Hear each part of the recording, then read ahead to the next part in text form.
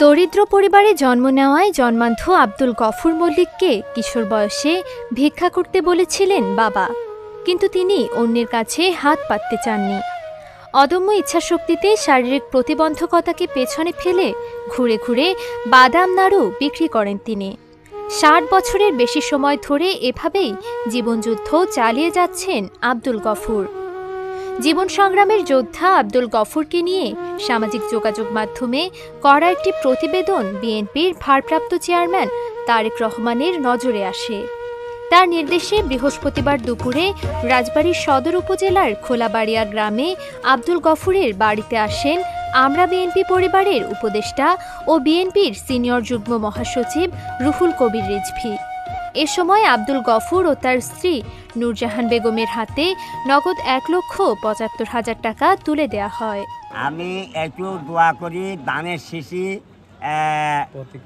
তারেক জিয়া, যিনি আল্লাহ পাস করায় ফার্স্ট ডিভিশনে। গফুর মল্লিকের মতো একজন মানুষ যিনি দুই চোখ অন্ধ, তারপরেও টুকটাক কিছু করে ছোটখাটো ব্যবসা করে নারকেলের নাড়ু বিক্রি করে জীবন ধারণ করে। এটা কিছু সামাজিক রেসপন্সিবিলিটি আছে। যারা সামাজিকভাবে প্রতিষ্ঠিত মানুষ তাদেরও দেখার এখানে বিষয় আছে। তিনি যাতে একটা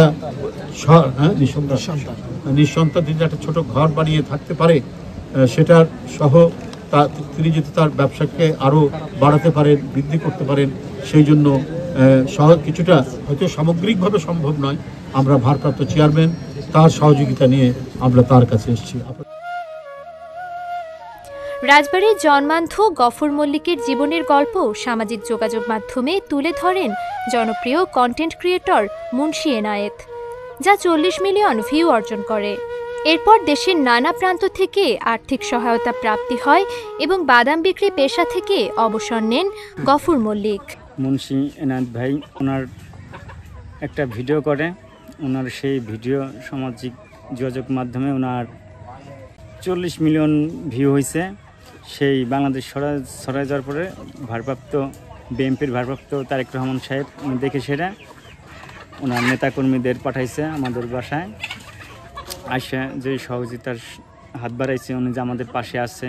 আলহামদুলিল্লাহ, দোয়া করি ওনার লক্ষ্য যাতে আগাই যাক।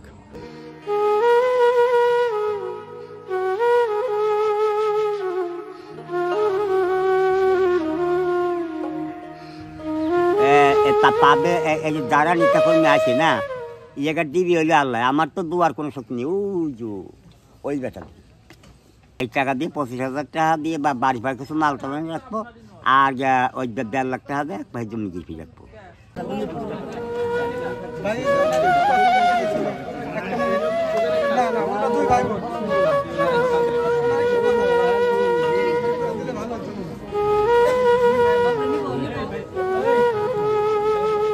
বসেন একটু।